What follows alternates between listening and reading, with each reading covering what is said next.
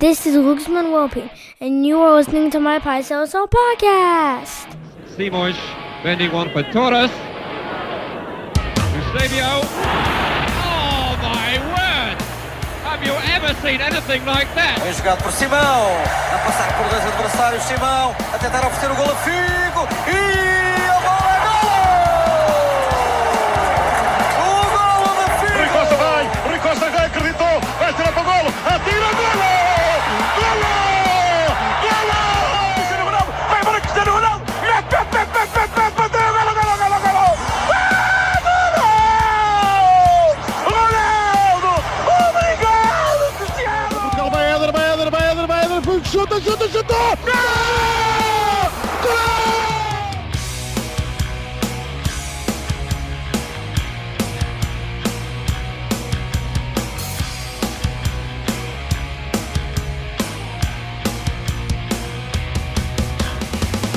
And we welcome you to another special edition of the Seleção podcast, a proud partner of Portugal.net and Pama Media. My name is Danny Pinto. I am your host. As you can see right there on the screen, I learned how to do a little something new on the podcast this go around. Also, you can see an updated logo in the top right hand corner if you guys are watching us on YouTube. But greatly appreciate you guys tuning in once again.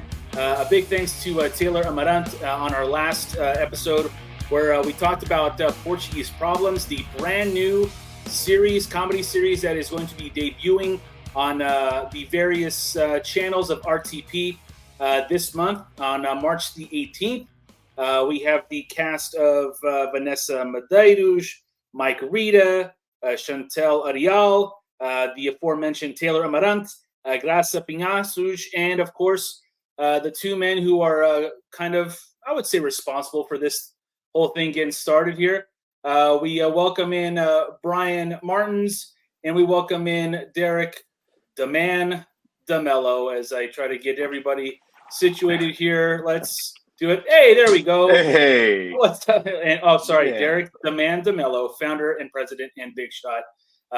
Contractually. Thank you. I didn't want to have to correct you, so thank you, Danny. I screwed up. I'm just Brian. I'm so. Yeah, I could probably fix that during the interview. Nah, he's fine. Thanks. Yeah, I was contractually obligated to mention that he is the founder, president, and Big Shot. So to Derrick, thank you for the heads up. Brian, and Derrick, thank you so much for joining the Seleção podcast on this special edition. How are you guys? Fantastic, man. It's been, thank you for having us on. It's been a little bit of a time for us right now. We're just getting off of a week and change of doing 3 red carpet premieres and shows in between all that. Yeah, are you guys tired? Man, I couldn't even explain it. It's like I remember, almost like a hangover in a sense. When we were planning it, feeling gross, but just like your energy is just. Wow. I remember when we were planning this thing, when we were like, we're trying to work on the dates, and we're like, we really can't move. Like this, we had a show in Danbury, Connecticut, which it's actually one of our best places to perform. And I was like, we worked so hard to get this date. I'm like, I cannot get rid of this date. We have to keep it. So we're just gonna do it. We'll do the premiere on Friday, the show on Saturday, and then the premiere again on Sunday. It'll be awesome. But by Saturday night, when we were driving back up, we had a 3-hour drive home before we took the flight at 8 a.m. I was like, wow, what in God's name were we thinking?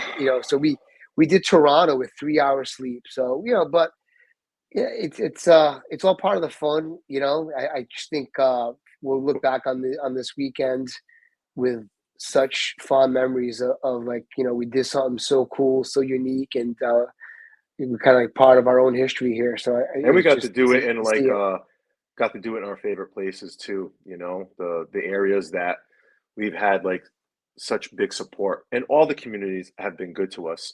But through the years when we first started, the San Jose area was always good to the Portuguese kids. We've never had a bad experience in the area, and the community's been so supportive of us throughout the years. And the same in Toronto. Obviously, Fall River is our backyard, and the love is still there, and we're very thankful. This year makes 20 years that we've been performing, and the fact that we can, and the fact that we're still selling out shows even locally here is just, it means we're doing something right, and we're just blessed and thankful for it. Yeah, we'll dive into the premieres and the actual how the concept of the show came about in a second here. But what's been your lives, or how have your lives been kind of impacted and affected since the announcement of the show and the trailer dropping? Because you guys have been obviously busy going around everywhere and everything, but just like when it first dropped, like I'm sure you guys got so many texts and so many calls and of congratulations and just attaboys. It must have been a kind of a start of what am I trying to say here? Kind of the start of knowing that you guys have done something pretty special. Yeah, I know for me personally, the people that we invited are folks that have been to the shows and have been supporters all this time. So I think, there was a part of me that was already expecting, just that support. But I wasn't really expecting like the reactions that we were getting to where they were just like, wow, like this is something elevated, and that's obviously what we always strive to do.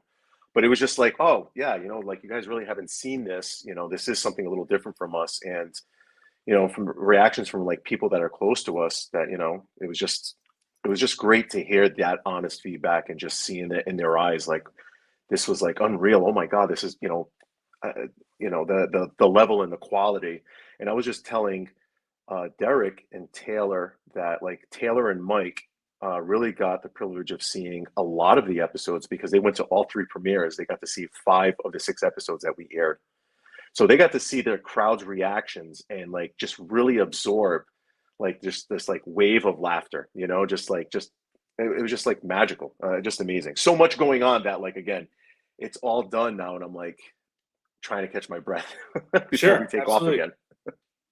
What about you, Derrick? I mean, me personally, since the announcement, it really hasn't, I really suffer, sadly, I suffer deeply from imposter syndrome. So like every step of this process has been like kind of like weird for me because like I feel like I'm just waiting for someone to come in and be like, what are you doing here? Like, get out, So yeah, almost to the point where like I was scared to even tell people that we had a show when we were filming. Like I was so, and that could just be the Portuguese in me because like because he was worried about I fear the maloid. That's what he was worried about. He's like, that thing's coming. So the whole time, like I was so worried. Even as filming, I was like, I don't want them to find out, like because like this is so big that But now that the dust is settled and stuff, I feel like I feel like when someone films something like as an actor, they'll film it and then like a year later they'll see the finished product. But like we have not been that. We've been very much involved in every single step of the way, right down from like acting on screen to the actual production part to actually like uploading the episodes to the network. Like this is brand new stuff that we've never done before, and it's fun and exciting, but at the same time it's like I haven't really had a chance to like sit back and reflect because once we're done acting, we got to edit.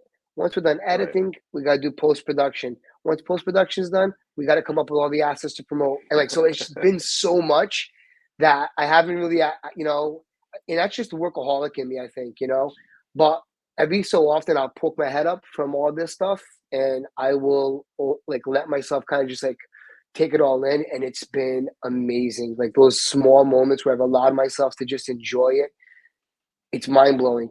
People like have come up to us and said the most amazing things. I think mostly people are just like taken back by the quality. Yes. And like, and how it like has a narrative and just like, like a lot of people like, whoa, I love how like it stopped. And like 2 sketches later, the story continued again. And like, I just think people, like are just so shocked by the quality of it. And the fact that it's so Portuguese that I think people like are like, whoa. Yeah. And that's not like disparage on anything being produced by Portuguese people, but like the level that it's at, the creativity that it's going for, no one's ever done this in our realm. And I just think people like really impressed by it. So it's great for us because it's like, wow, we worked so hard on this thing. It was definitely nerve-wracking though, because you're hoping, like, for us, we're just like, we hope that we're meeting expectations, because you don't really know what to expect, what people are expecting, if that makes sense. Oh yeah, like, absolutely. we're still doing our thing, but it's our thing now on a grander scale, with a production team. The production team, we have like sound, lighting, like, makeup, there's a storyboard, there's just everything going into this. And it was just, again, just hearing the responses, but hearing them as if, like, I don't know, like they've never seen a show before, like, of ours. And it was just like, wow, this is so refreshing to, like, someone who's been to so many of our live shows to be reacting like this to this new thing that we put together. Because, like a live show, if things aren't going that well, me and Derrick can, like, improvise and, like, we'll make some adjustments on stage. Sure. This is like done, edited, it's up. That's it. This is what you guys have, right? Yeah. Now I know why director's cuts exist. You're like, after you watch it, you're like, damn, bro, why did we let that fly? I'm like, we should have done this. Dude, there was so many times in editing, post-production, we were like, why the hell did I say this? Why did no one catch this? Yeah. Just like, all right, we'll just try to fix it. That's one thing that Dean said a lot of is, like, you're never really done editing. You just run out of time. And Facts. If you don't give Big yourself facts. that time limit, then you're going to keep going down until it's nothing anymore, because, like, you're always going to be your worst critic. So you have to give yourself a time limit on what you could do in that time when it came to editing and stuff. But I love what we did, and it was really cool to see the premieres and see people laughing at stuff that I was like, oh, I didn't think I'd get that kind of laugh, but all right, like that's great, like, like, that was unexpected. And then other times I'm like, oh, it's gonna be a major one, and then, like, it was like, okay, they liked it, but it wasn't huge like I thought it would be. But it's cool to see the process, and, like, to actually watch people watch your creation is absolutely nerve-wracking. Like, dude, it's visceral. Hey, okay. I don't know, I as a will 20-year admit it, performer, like, you're not used to that. Even like being on stage, it's just different than this, because this is produced and done, and you're like, oh, it's like, it's it. During the San Jose viewing, I was in the front entrance. I couldn't even be in the room because, like, my anxiety was so high. I was sweating. I was like, you know what? I'm just gonna sit out here and just listen to everyone enjoy it. And that made it easy. But yeah, I actually have a picture that I sent to my wife right outside the door with a thumbs up. I was like, sounds like they're enjoying it, babe. It's going well. That's awesome. That's so, and I was lucky enough to be at the San Jose premiere. And the one thing that I did talk to you guys about was, and you mentioned it a little bit, Derrick, was the quality of the production of the show. And we kind of part of the show is, and part of what you guys do is, we make fun of, our parents, our grandparents, our uncles, or aunts, whatever it is, because there's a Portuguese rigging to doing something sometimes, where it's like, maybe that's not up to code, but it's definitely going to work, or it's been working, so I'm not going to mess with it. This thing is up to code. This show is up to code. And you mentioned Dean Camara, I believe from Modesto, California, my neck of the woods a little bit, about an hour and a half from me. But to me, it was the little things. It was the transitions. It was the when you guys are laughing and it says laughing in Portuguese. It's little shit. It's little shit like that just, like, it's the attention to detail that I absolutely loved. And as someone who has followed you guys for so long, I was able to enjoy another iteration of the Portuguese Kids with your wonderful cast, and just be able to see a comedic, collaborative effort that should, in my estimation, be something that you guys should be proud of, and we should be proud of watching, because it's about folks like us. It's about these first generation kids that, have these old school parents that came from the Ilhas or came from the Continent and didn't figure out everything right at first when they first got their construction job or their factory job, but they made it work. But there's comedy involved in that. So I applaud you guys so much for what you guys did just in those first 2 episodes and what you guys have been doing for the last 20 years. Man. Appreciate it. Appreciate that. And for this show too, we did touch upon those subjects that you just spoke about, but then we also kind of just we went as creative as we possibly could, because RTP was like, you know, do whatever you want. Like, they were like, whatever show you've got, whatever concept you've got, give it to us and let's see what happens. And so, like, we were able to like really explore some fun, crazy stuff. And like, we did, like, you didn't see this, but we did, and we actually played it in Toronto. There's an episode where we do our version of a soap opera, like a really dramatic 1980s type of soap opera, but we do it through, with Portuguese people. And like, as we filmed this thing, we were like, this thing's bizarre. Like, we're like, it's wacky, but like, we had fun doing it. And guess what? The audience absolutely ate it up. Like, we were happy with the reaction. Got it. They got the fact that it was, our take on on making those over dramatic, silly, soap operas, telenovelas. That's great. Yeah, that's great. Yeah. I had Taylor Amarant on prior to the first premiere in San Jose, and the one thing that I kind of wish that I would have waited on was having him on after, because I spoke to him after, and just the pride that he had in being able to be a part of that show, or part of this show, I should say, but B, to have a premiere in his hometown where he's done so much with the Portuguese community for so many years. I know that it meant a lot to him. Having the premiere in Fall River, how did you guys feel leading up to it? And then how did you guys feel directly after it, having so many of your closest friends and family there to support you guys? Brian or Derrick? Yeah, Brian. Brian, you go. All right. It was surreal. I kept asking my wife if like certain people on my invite list showed up, and she was like, "Yeah, you were talking to them all night." That's where, like, that's how the night went. So Fall River was the biggest turnout. We had about 420 people at that, and it was at the Bristol Community College at the Margaret L. Jackson Theater, and it was just like, it was like a blur. I know we took pictures with George Ferreira. I called him my padrinho. I was like, "Hey, George, you don't know this, but like, you're my padrinho." So we had that interaction, apparently. But it was just like a wild night, like just floating. And then, it's stuff we're used to, I guess, but this was just on another level. But then checking in on the cast, was also fun, just to see them in the moment, getting those interviews and taking photos. It was beautiful. It was just such a great moment for us to show this to our friend. Oh, and then Brian left us, but now Brian's there back. he is. He's back. Oh, and he's gone again. There he goes. Hey, Brian, what's up, buddy? Oh no! I think it was an FCC violation, but I'm not sure. What did you do? You started saying things that were just not cool, man. Yeah, I couldn't believe that. You Disney family like that. Like, wow. Derrick, I wrote Derrick the Who. Oh yeah.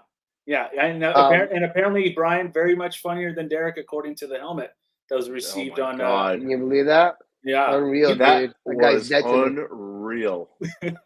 Guys should check that out on Instagram. Derrick, what about you? What were your feelings leading up to the night and then after?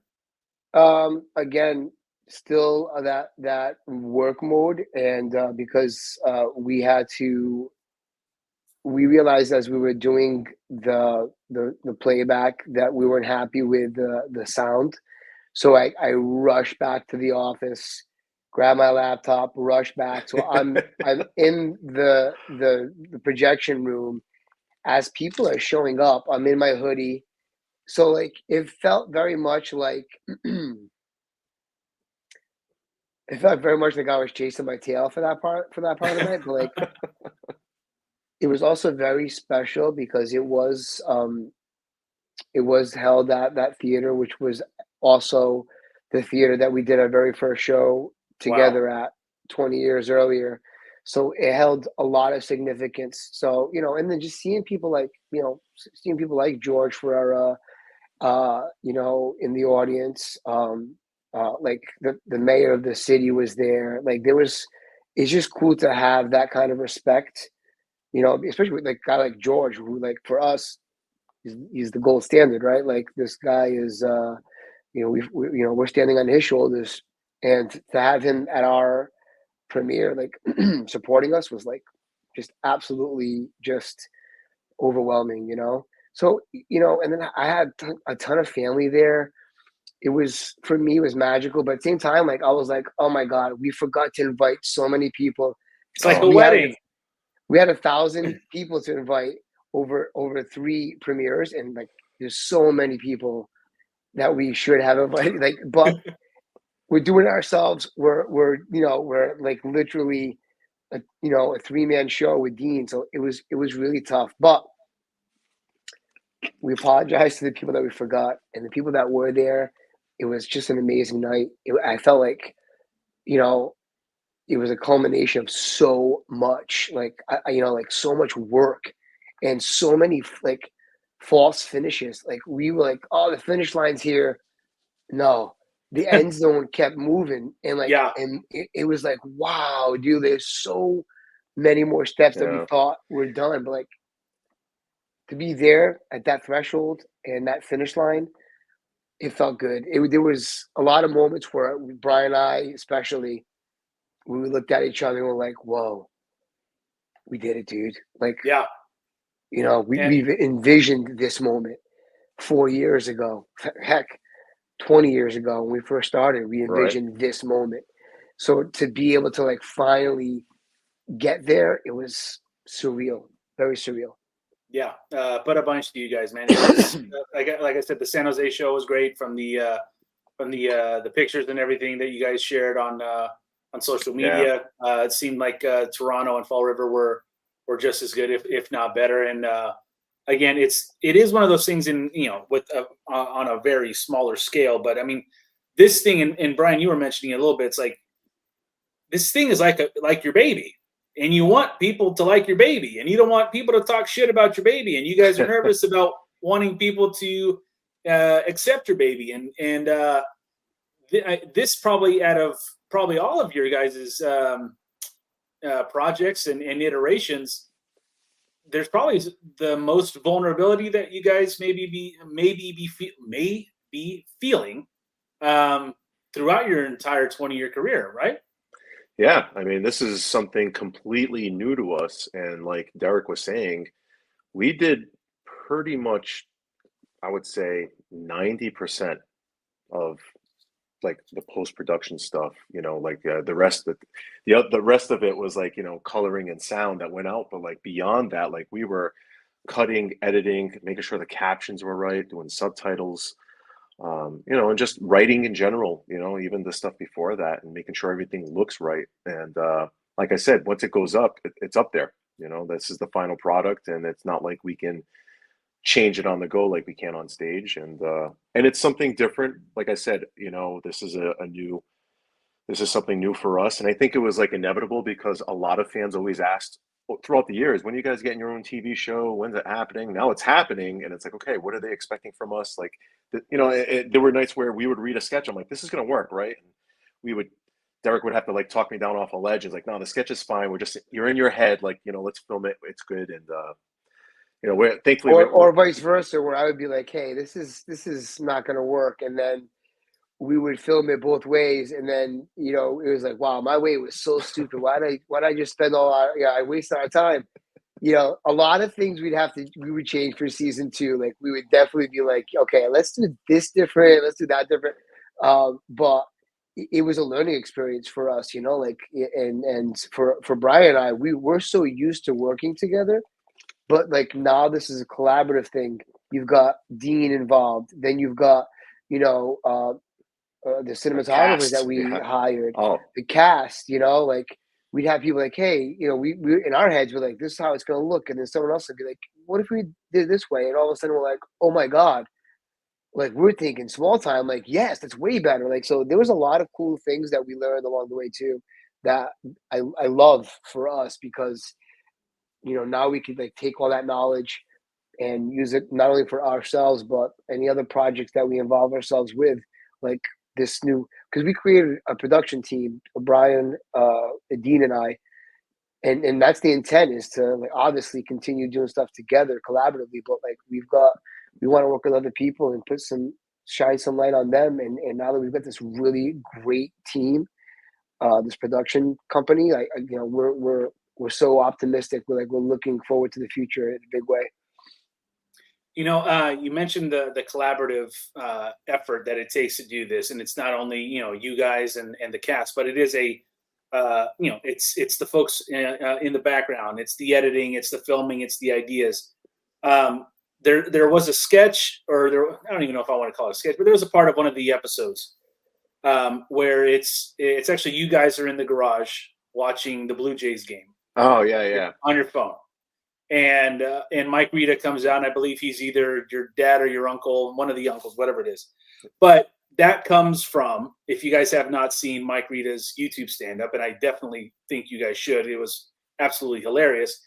It's from his stand-up. And that, for me, and I don't know if you guys wrote it for him or he wrote it himself or whatever it is, but the point for me is that it was something that Mike used for his stand-up that was used for your show. That it's not a Derrick and Brian production per se. It is an equal parts, like, let's try this, let's try that, let's use this from maybe some material that I've used with Mike, or if Taylor has an idea from his stand-up. That to me showed me what kind of project this is, because it was I knew right away, oh, that's some of Mike's material from his stand-up. And I thought, for me, that was such a huge thing for someone who enjoys, everybody's work on the show. Yeah. But it's also spotlighting everybody's work on the show too. And I thought that was just such a great part of that episode. We we had that always out there with them, like, hey, we've got our sketches that we're writing, but we're like, if you guys have something, we want to put that on, on the episode, because we want everyone to feel like a part of the team. That was always our intent. Like, we're all in this right now. Like, we have our rules, but like, we want you guys to also be a part of this. And, Mike, we were like, give us some sketches, like your bits. We had to encourage that one from him, because, I think he was just like apprehensive about putting that stuff on screen, period, but when he actually did give us the first drafts, and then Brian basically made it, screen worthy, and like we cleaned it up, and there's a couple of versions of that sketch, right? Ultimately that's the version that we kept, but like for us, it's important, because like we know we have tons of material, and we benefit greatly from the fact that we've got 20 years stage, and like a lot of these sketches, the final version of those sketches was what we used to like incorporate into the show. And those final versions were like perfected. Like, we've done them on stage for literally like hundreds of times, some of those sketches. So by the time that they hit the screen, they were well-oiled machines. We knew exactly what the punchlines were going to be, what was going to hit, what wasn't. So then what we could change too, as well. Right. Yeah. Right. Exactly. And then the challenge after that was like, hey, how do we take some of these sketches and just not recreate them? That'd be lazy, right? So that's when Brian and I started exploring this idea of like these overarching, storylines that kind of spread out through the whole, episode. And then we thought, wow, we could take this sketch, kind of mix it with this one. Now it's something different. Let's get the best of both those sketches. And now it's something creatively new, unique, and super funny, because it's got so many good bits in it. And really, that's kind of like what the show became. But we have Vanessa with sketches written by, we have Graça, she wrote a sketch. Like we love that. And it was awesome to see their stuff come to life, because especially like that one you're talking about with Mike, that's one of his best bits that he does on stage, and along with his other famous bit, the phone BJs, which we also turned into a sketch. Thank Christ, because that was good too. Yeah. I know, I'll never forget the first time I got a Facebook message from one of my Portuguese primas in Rhode Island, and she goes, "Oh, Danny, a família tá tanto linda." BJ's. And I'm like, what the hell? Right. It's hysterical. It's such a funny bit, man. He tears the house down with that. Oh, all the time. We feel so blessed that he actually was willing to like give us that. Like, you know, for us, that's like, we know as writers, we know what that meant for him, you know, because it wasn't like, that's not a Mike Rita sketch going on a Mike Rita project. That was a Mike Rita sketch. That was a Mike Rita bit, one of his best. And he literally gave that to us, you know, like for this show. So for us, it was like, it kind of like cemented, which we've always had such a great respect and friendship. Like we're friends. I would say we're friends more than we're colleagues at this point, like, you know, and for him to do that showed us how much respect he has for us and the love that we all share, you know, for each other. And it really makes the show way better now because it's got everybody's, you know, you know what I mean? Like the recipe's got a little bit of ingredients from everybody in there. It makes it all better. We're talking with Brian Martins and apparently Derrick #1 DeMelo, also known as the Big Linguisa. If you guys are watching us on YouTube, it's quite the show. Not the Linguisa. Well, I can't speak for that either. But we're talking with the Portuguese Kids here about the new show on RTP coming March 18. Portuguese Problems, 6 episodes, right, boys? Yes. Coming up starting Monday, March 18. You can watch it on RTP1. RTP Internacional, and on the RTP Play. Man, that's hard to say. RTP Play app. RTP Play app. RTP Play app. It's a tough one. Look at you. Yeah. That's good. Yeah, that's why you guys are the professionals. We've said it a million times by now. I bet. The best is like when I make a post that says, "Hey, this is where you can watch it," and the first comment's like, "Man, where can I watch it?" Oh, isn't that great? Yeah. The actual video is like, "Hey, this is how you can watch the show." And the comment, the first comment you guys were really nice about like, how if you have it on TV, on the TV it's this, on your Android it's this, on Apple it's like, all right, maybe it wasn't clear. I searched for it in Roku. I don't see it. Like, yes, we did not mention Roku. That's why. Is this thing on my Apple TV? Probably. The best was this, to me, this shows how excited people are. So like, I 100%. Love people that are not tech savvy are trying to get it, and that's awesome. You know what I mean? But it's funny to see sometimes like someone's like, I searched for RTP Play app. Is it this? And they send us a screen capture, and it says literally RTP Play. And they're like, which one is it? I'm like, the one that says RTP Play. Can't say any more than that, right? I was like, the one, like, which one is it? I'm like, the one that says RTP Play. Dude, we were losing it. I was like, wow, no way they're asking this, but God bless these people, because it just means that they're out of their comfort zone and they're trying to get this app.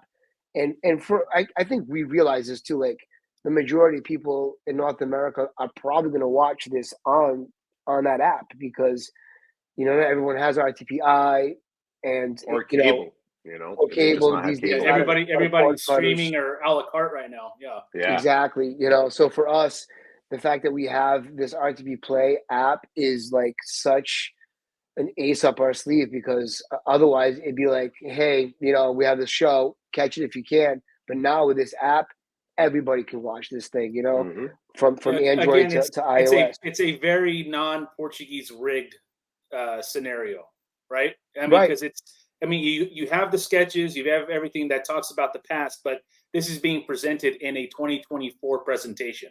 And that's so huge for you guys. Yeah, absolutely. And RTP Play app's clean, dude. Like, it's absolutely. A nice, sharp-looking app. Not, you know, I have Apple TV, and like I downloaded it on a whim one day, you know, for the Apple TV. I was like, dude, this is actually really good. Like, it's a killer app. Like, it's HBO Max levels of quality, I feel like, as far as aesthetic and design. Sure. And tons of great content. Like, you have all the RTPs there, the data, a storage. Like, so if you want to catch up on what's going on, it's a great app to have because, you know, you can kind of, and the content, tons of like cool content, like really cool. There's a lot of like TV shows in Portugal, like Game of Thrones style, like narrative, like type of shows based on Portuguese history. It's very cool that they do that kind of stuff. But I mean, Portugal's got tons of history, to do that with. So of course, like, why not go within your own culture? And it's cool that they do that. It's very, very cool stuff. I've had a lot of friends, our age, Portuguese, and they're like, I never thought I'd be downloading the RTP Play app, but here I am downloading the RTP Play app for you guys. They're like, thank you. Same. I have it downloaded. I got it on the TV, ready to go. Yeah. Other than O Preço Certo, I now have a second thing to watch on the RTP Play app. So I want to talk to you guys real quick about just the start of everything, and obviously the Improv Asylum and the Upright Citizens Brigade. How much of that is the foundation for what 20 years later you guys are doing now? Pretty much all of it. All of it. We've learned so much from our time at the Improv Asylum. More than first just and foremost, artistically, yeah. Like, we even we business did wise. Besides performing there and performing in their reviews, we've also befriended the owner, and he's just been a great mentor to us ever since then. We've always kept in touch, and he's always been there to help us along the way. I don't think we would be where we are without the help from the Improv Asylum, to be honest. Like, they're really one of the main reasons why we got the start and the kickoff that we needed. And then Even Citizens not, Brigade, not to cut you off, Brian, Yeah. but even when we decided to start this as a business, we went to them with our business like proposal, and they seeded us. They would, like, one of the co-owners of Improv Asylum seeded us. So, like, we literally owe them everything. Aside from us learning on stage with them, business wise, they were absolutely instrumental. And we saw what they did, and we thought, why can't we do this for the Portuguese community? And that's literally right. And that's why they loved us so much, because a lot of people were there to, like, after this, I'm going to do pottery. It was just a fun thing to do. But, like, we were there, like, so, when you do shows, like, I was asking business questions, and he was like, oh, okay. And he immediately, like, realized that we were, like, really trying to, like, take this way more serious than a lot of other people were. And they were okay with that. He was especially, like, Norm, a lot of that. He's so successful now. He owns he's a co-owner of Laugh Boston. He does Improv Asylum. He owns so many different things. But yeah, he was instrumental in our success. Yeah. And then from there, the Upright Citizens Brigade, we had taken a class with Anthony King, who was a writer for Conan O'Brien for some time. And he's at the time, that's what, like, that caught our attention. And he's been in so many more projects. So we were driving out to New York, like, every Sunday, like 4.5, 5 hours out, taking these classes. And, for us, it was worth it because we wanted to perfect our craft and network on top of it all. So we got to meet a bunch of cool people while we were out there, and, made some friendships that, like, we still, till this day, keep in touch. And it's just helped shape, improv in general has helped shape our comedy and how we write, how we approach things, even with interviews and coming up with sketches. Sometimes it's just a matter of us bouncing some stuff back and forth, like we're on stage, and then boom, okay, that could work. Let's write it down and figure it out. So their life, teachings, improv their teachings got us through.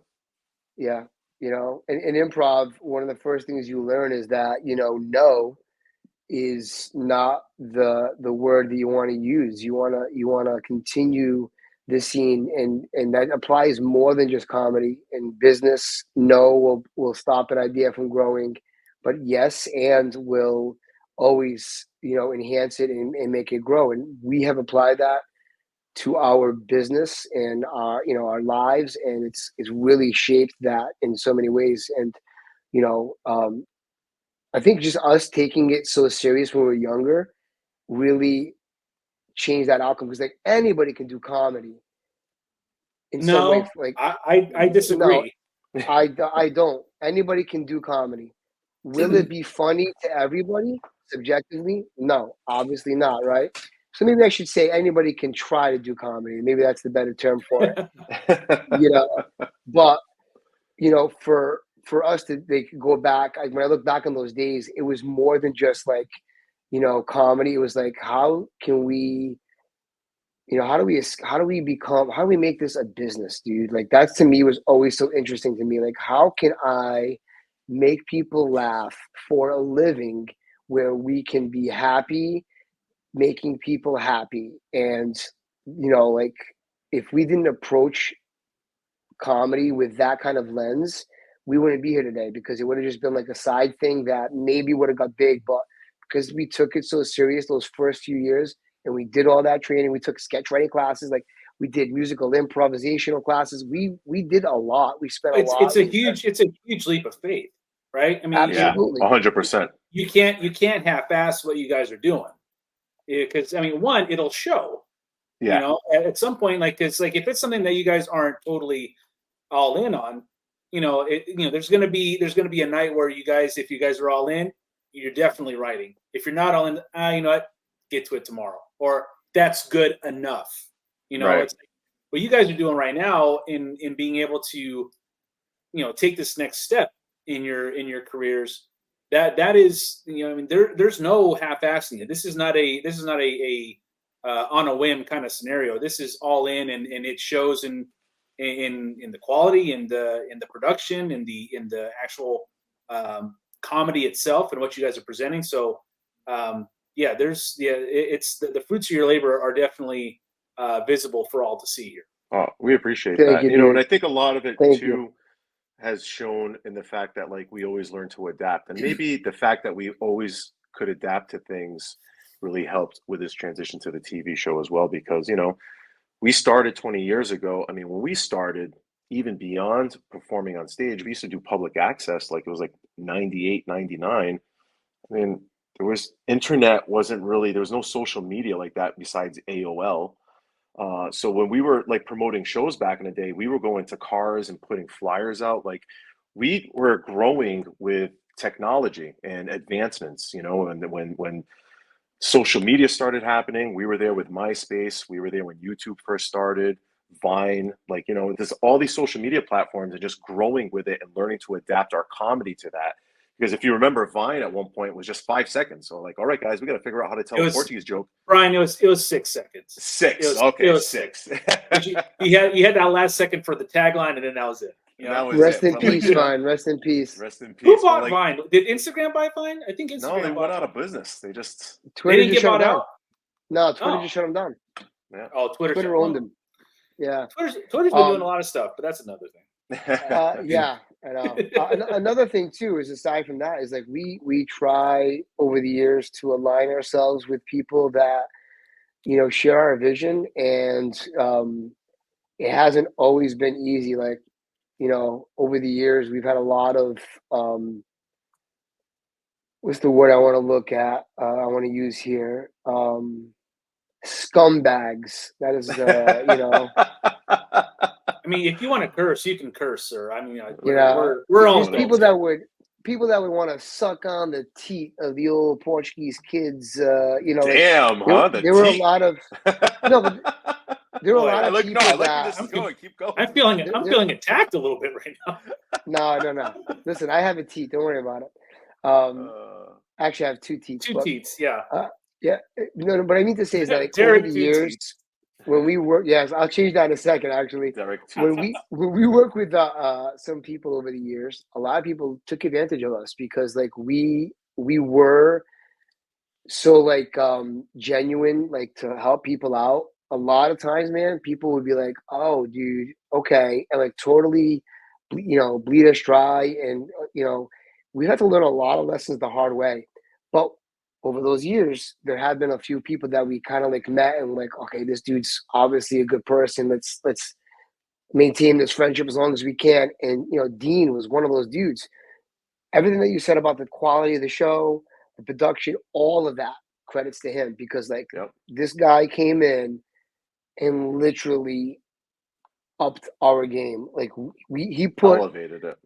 He put our stuff in scenarios that we would never have imagined. And like, sitting with people, and like cinematographers, like just like really talented people, like way, way out of our realm, all because of Dean. Like, so for us, it's like, we're blessed that we know good people, and those good people like us, and we have friendships with these people, because otherwise it would not have been so easy, especially being around this long.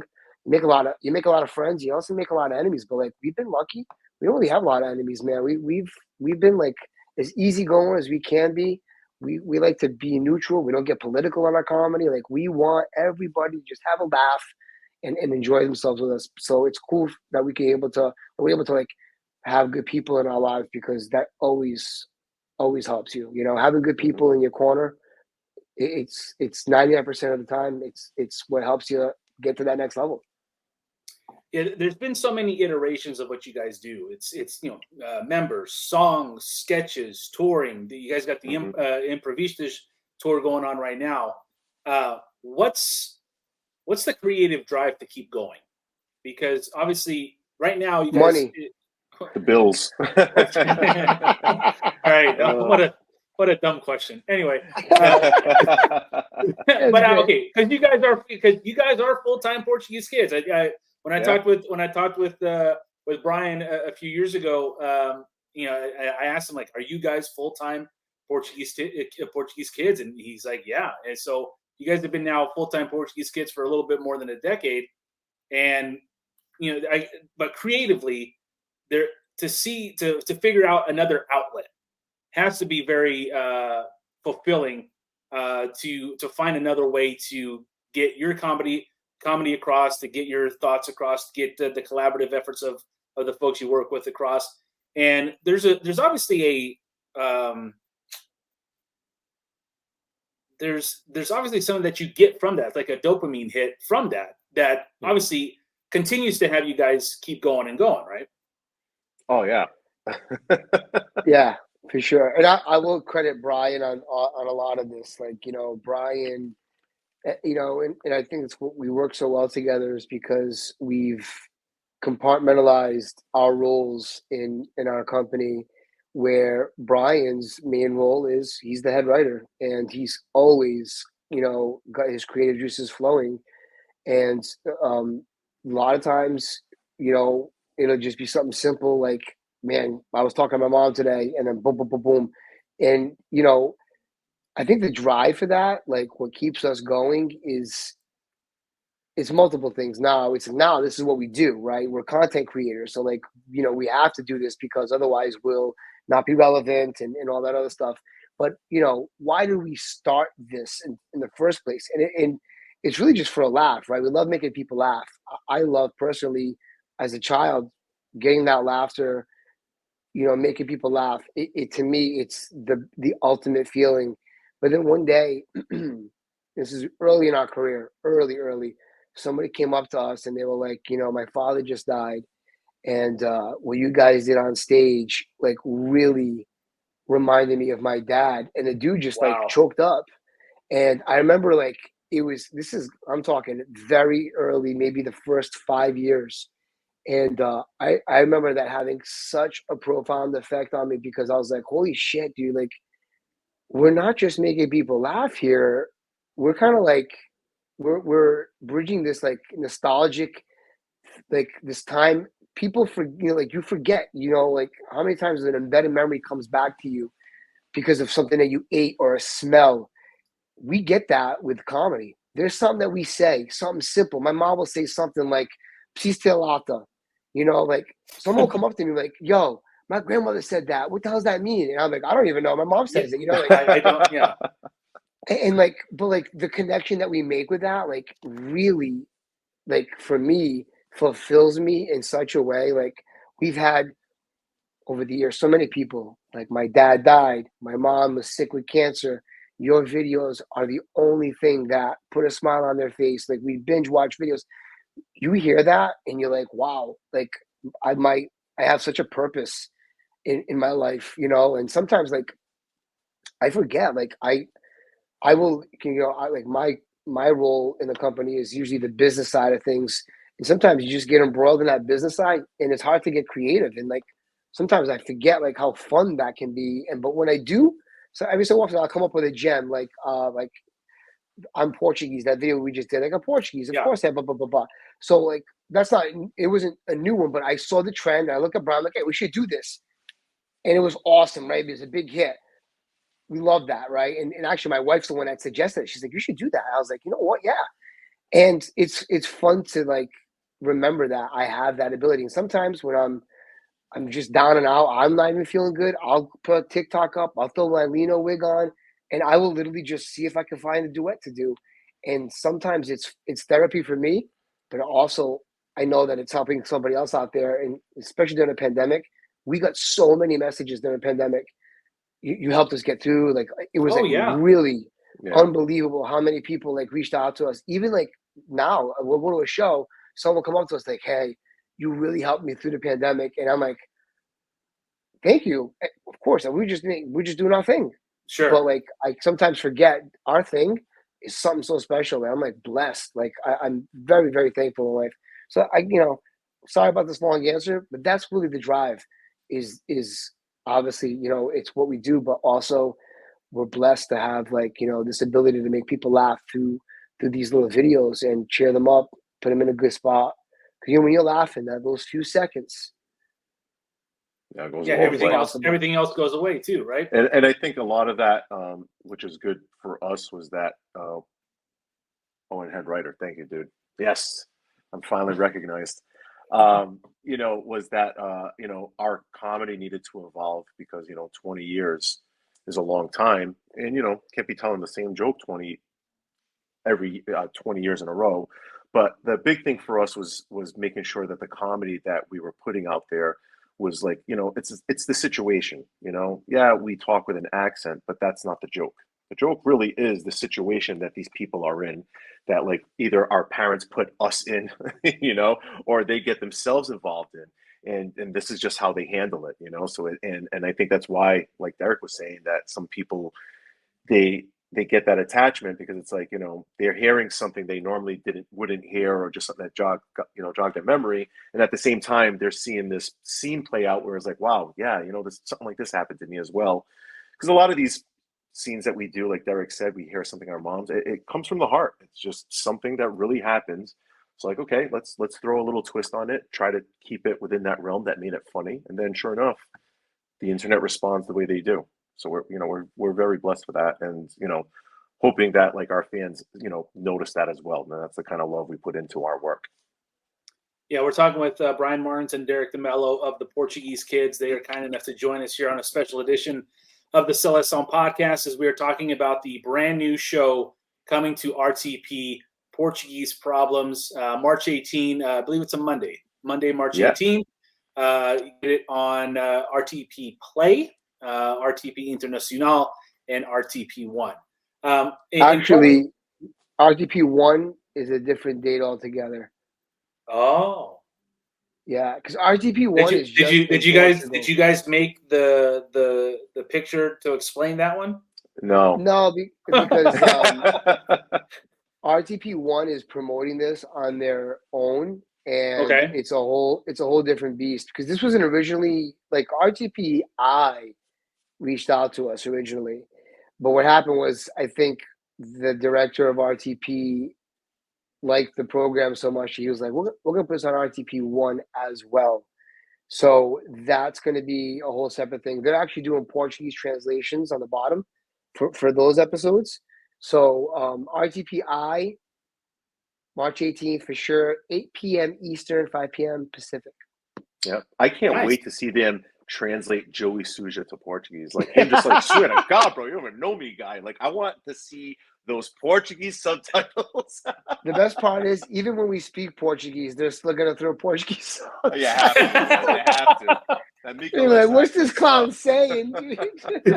You mentioned Joey Suja, Brian. What do you guys have a favorite character that you guys do?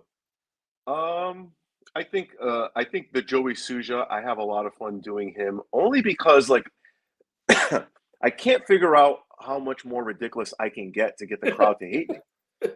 Like I'm doing as many stupid things as I can, and they keep laughing and applauding. So I'm like, all right, man, let's just keep him going. And like Derrick, it's like such a great like Abbott and Costello style like thing where he's playing Lino, because like it's just like the way he reacts is how every dad and mother and parent in the audience wants to react to Joey Suja. They want to talk to him like that. They obviously want to hit him too, you can tell. But like, I think people just love that. It's like this deadbeat son. Obviously, you hate to see anyone have a deadbeat son, but it's just funny that it just happens to be Lino's, and this is how a Portuguese parent would be dealing with it. My favorite character to play would definitely be Fernanda from The Real Housewives. Like, I think that's like I love playing that. It's fun. But I would say Lino is definitely the most like me. Like, I would say a lot of the shit that comes out of Lino's mouth is just Derrick with an accent. Pretty much. Excellent. Excellent. Oh my God. It's actually so funny. Is there something, and just going over your guys' career here, is there a sketch or an idea that you guys thought was gonna just take off and it didn't? Or something that you thought, we'll try it, and then all of a sudden it blew up? Yeah. Oh, So man. do you remember So when the clown thing was happening? There were Yeah. clown sightings. So we were like, oh, let's just, let's jump on this, something stupid. Wait, right? Brian, you should be more specific because people might not know exactly what you mean. But like, So for people like were like 6 claiming months clowns in the were like news. showing up randomly in people's yards Yes. and like stalking people. So Yes. we did one where Avo goes outside with we got this huge wooden spoon, and she starts attacking the clown, and the grandson's recording like, oh my God, there's a clown in the yard, and Avo goes out there and beats the crap out of him. That thing got into almost 1 billion views. It just took off, and it was nothing. I'm like, I think the week before we filmed something, like we edited green screen the whole 9 yards, and it was like, and then this freaking like just. What's funny about the clown video too is like the majority, once it went viral, like outside of people that know who Portuguese Kids are, it went to like regular mainstream, and literally so many people like this isn't real. Like this is fake. I think it's set up. We're like, no shit. We're a sketch comedy group. Like we were actually like saying that in the beginning, and then eventually we had to stop. I'm like, dude, just gave up. Just gave up. Like, this is no way. This is real. We're like, yo, that's no not way. a Portuguese woman. We're like, no shit. But then I'll never forget. Like we did one where it was like me as that Mario character that laughs in Portuguese. We did a TikTok where it was like a duet with a girl. And like she does like, first of all, that's her whole shtick where she'll do something and like she wants you to duet her, right? So she acts out this thing. And so she's at a cafe and she sees something. Anyway, I say something stupid like, I don't want any sugar, I'm sweet enough. And I do my laughs in Portuguese. And that thing went like mega like viral for us. Like we thought like, how? Like just a random, you just never know. It's so good. Because it's so unassuming when it happens, and then you're sitting there for like the next like 2-3 seconds, and you're listening to it, and it's just like the way it elongates a little bit more, like you just stretch that out, dude. It's little shit like right now. So if I did that, I think I would just die right now. It's little shit like that. Honestly, it's that kind of stuff that like we all have like either a dad or an uncle who thinks he's the funniest dude in the room. Yep. And then he laughs like that. And then he really thinks he's the funniest guy in the room. Dude, so many people say that. They have a relative that laughs like that. It's so funny how many and like Tiaj. They say Tiaj. Yes. But it's funny because that Mario character started as a different character for another sketch. And we were just going back and forth because, it was like, all right, we're going through COVID and we got to come up with some different characters.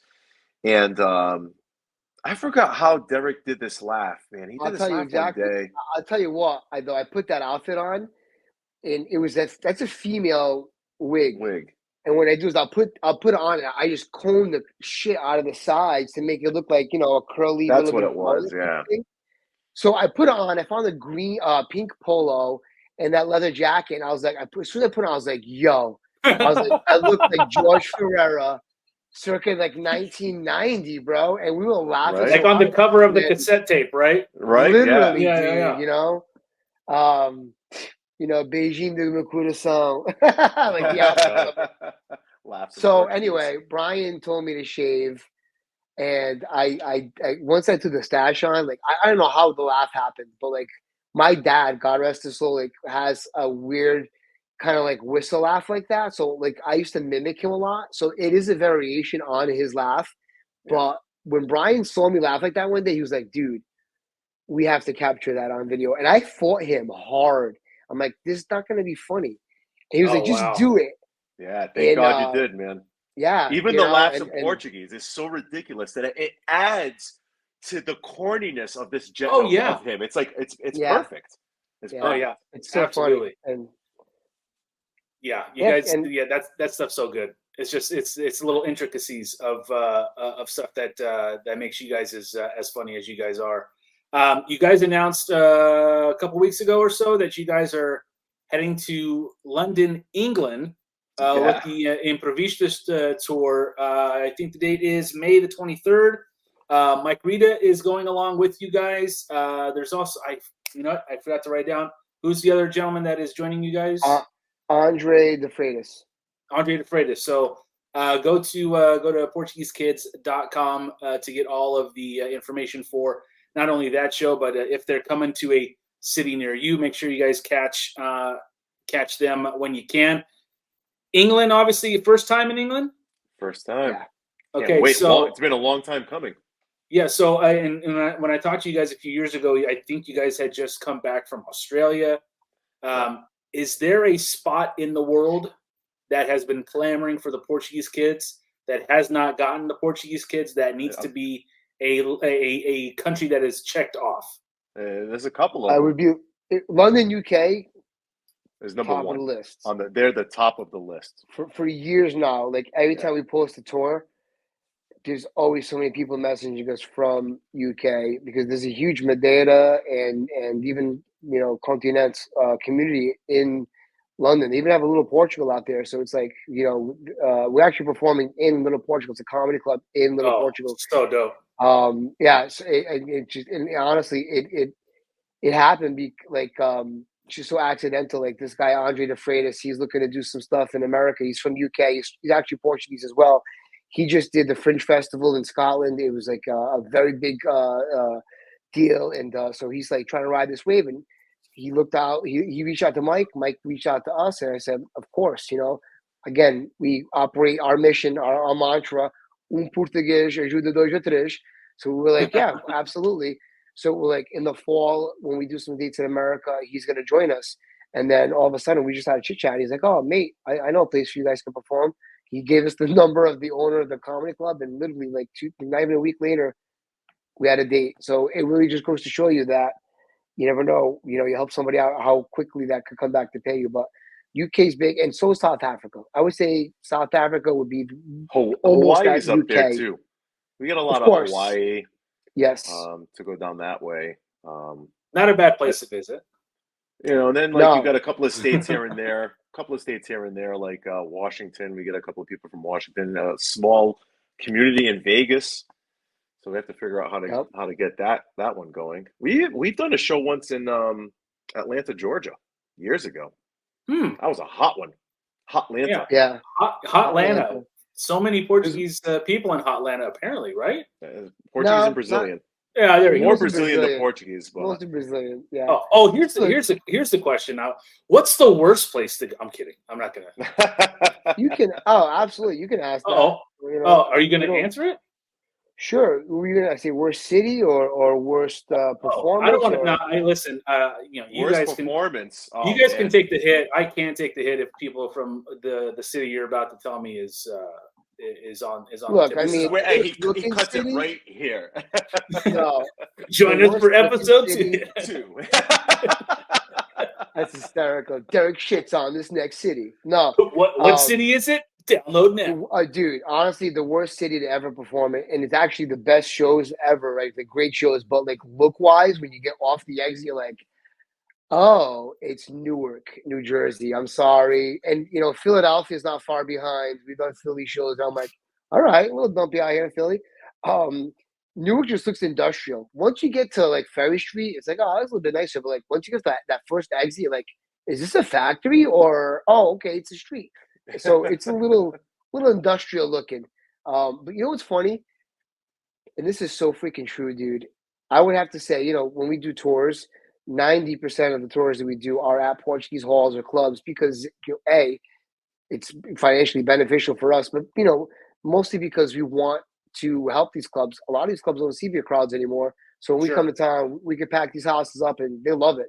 But so many of these clubs, bro, are like in literally industrial parks. Like, it's the funniest thing that you like rarely see a Portuguese hall in a nice looking area. It's usually like in the middle of like 4 factories, a landscaping company, and like there's a Portuguese hall in the middle of all that. We always find that so funny. I don't know why, but like, because it was a good real deal. estate. I was about to say, yeah, it was a good deal. It was a good deal. Why am I going to pay this much every month when I can get a big room for this, right? So funny. Oh my goodness. So I just want to get your socials and get blow you guys up a little bit here.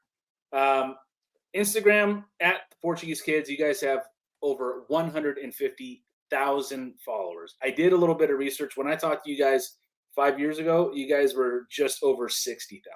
And 60,000 is a big number. 150 is freaking unbelievable. So that's pretty cool. That's pretty good in that amount of time.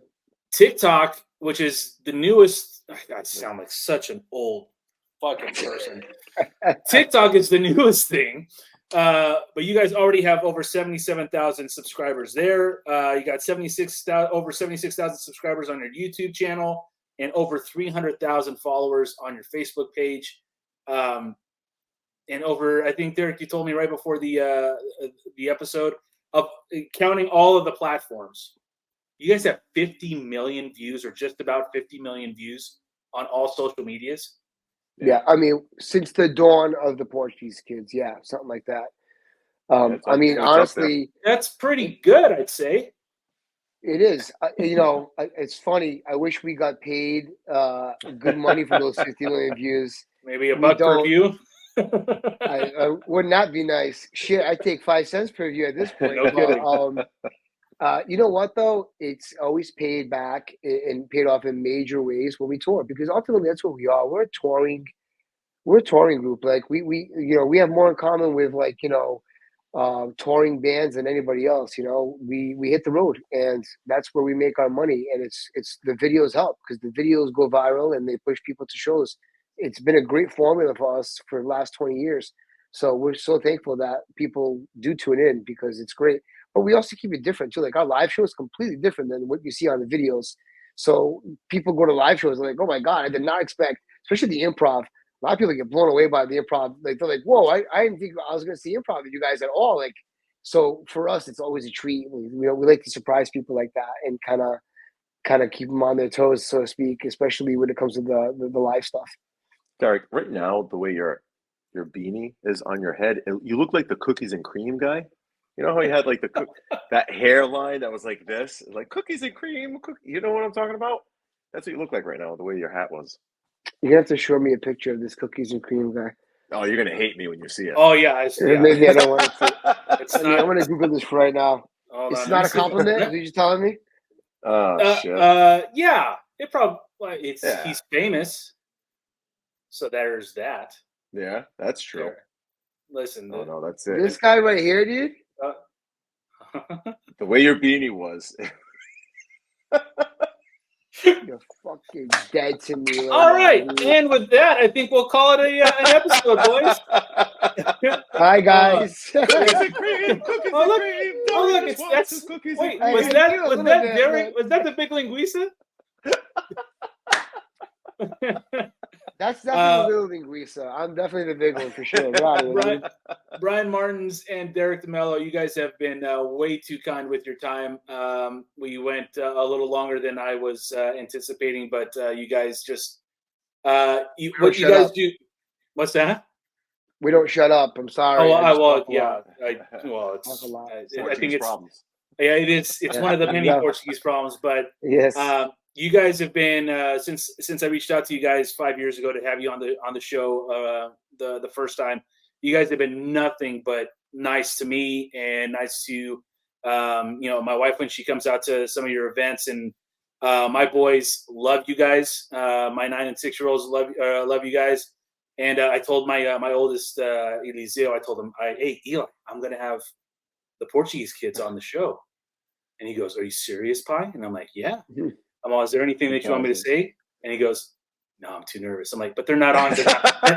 They're they're not right now. They're not on right now. He goes, just, you know, and he's such a big, like the songs. He like, we actually put your music on as he was growing up. Oh, that's so, awesome. Like, yeah. So like the Despacito one was one of his. Oh man, classic right there. We used to play a lot at the festivals. But I can't thank you guys enough for the time you guys have given me and the relationship that we forged during the last few years. And I can't say how happy I am to see what you guys are doing and just very, you know, we're proud is not the word, but I'm just happy for you guys. And it couldn't happen to two more hardworking and better representatives of what it is to be Portuguese American. And yeah, all the best to you guys, and look forward to March 18 when the show premieres on RTP Internacional, RTP Play, and at some point on RTP One. But thank you, Danny, for so much for your time, and thanks for having us on. And I just want to say, because this is a soccer podcast, I just want to say, Fusa Sporting.